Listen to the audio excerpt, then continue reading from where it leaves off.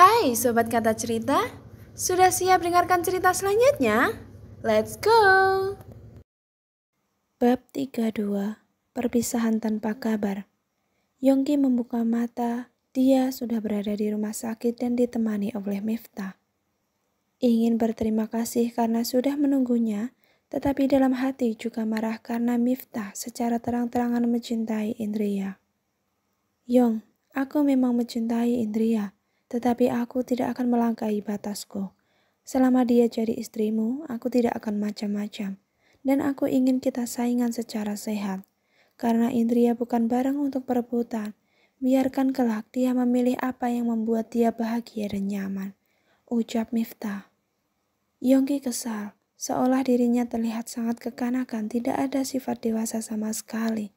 Miftah padahal seumuran, tetapi pola pikiran memang lebih matang. Dalam hati, Yongki merasa minder. Sosok yang cocok dengan Indriya adalah sosok dewasa seperti Firman dan Miftah. Akan tetapi, Yongki sudah terlanjur mencintai sang istri.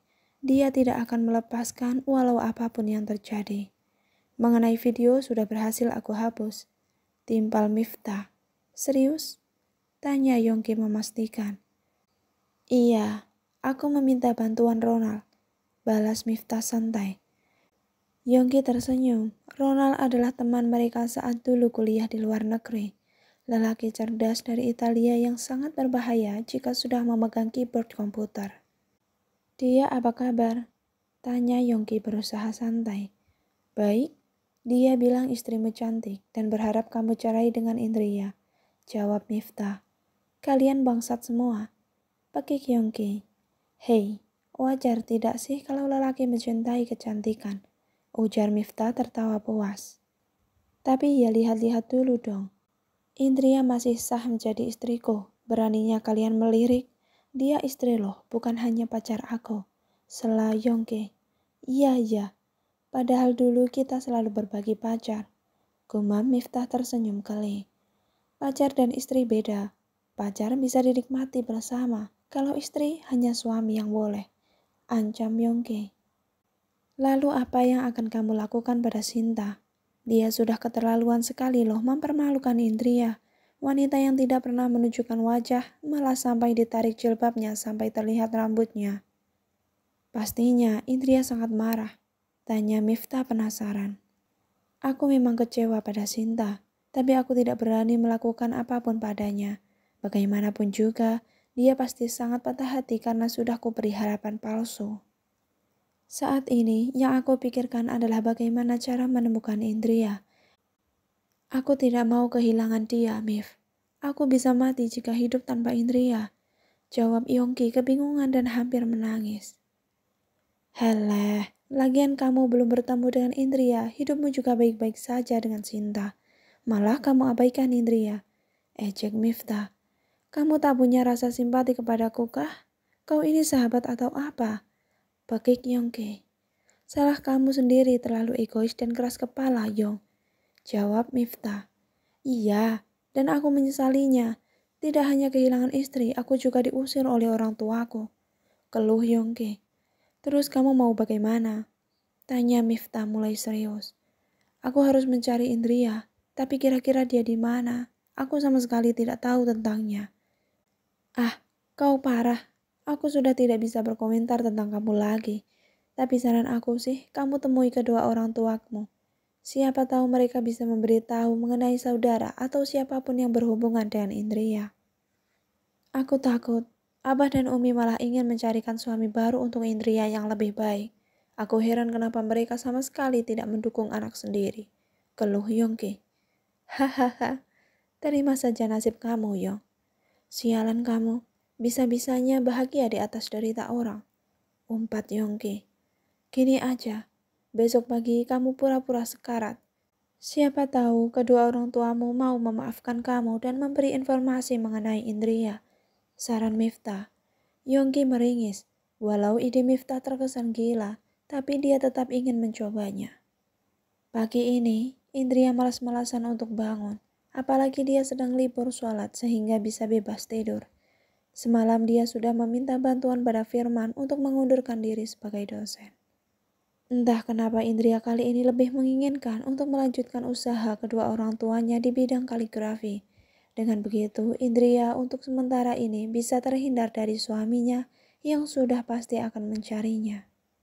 Saat ini, Indria tinggal di sebuah hotel yang tidak jauh dari perusahaan orang tuanya. Dia memang ingin liburan dan membahagiakan dirinya sendiri. Mas, apakah kamu merindukan aku? Atau kamu malah pergi mencari Sinta? Balas Indria. Pada akhirnya Indria tidak bisa tidur lagi. Dia terus kepikiran suaminya. Tidak bisa dipungkiri ada rindu di balik kemarahannya. Tetapi setiap kali teringat video pertulangan dan juga ulah Sinta yang mempermalukannya, Indria menjadi malas untuk mengingat sang suami. Tiba-tiba ponselnya berdering. Ada panggilan dari kedua mertuanya. Indria memang memiliki dua nomor, yang satunya untuk keluarga dan satunya untuk murid-murid serta rekan kerja. Dan Indria mengaktifkan yang untuk rekan kerja, tidak lupa mengabari mertuanya. Assalamualaikum. Waalaikumsalam. Kamu baik-baik saja kan, Nak? Alhamdulillah baik. Umi dan Abah jangan khawatir. Saat ini Indria sedang liburan. Syukurlah, bahagiakan dirimu, Nak. Jangan ingat-ingat hal yang membuat kamu bersedih. Jangan pula merasa sendiri, kami adalah orang tuamu juga. Terima kasih Umi dan Abah. Kalau begitu Indria mau mandi dulu, setelah ini ke perusahaan. Iya, Nak. Selalu kabari kami ya. Assalamualaikum. Waalaikumsalam. Indria tersenyum.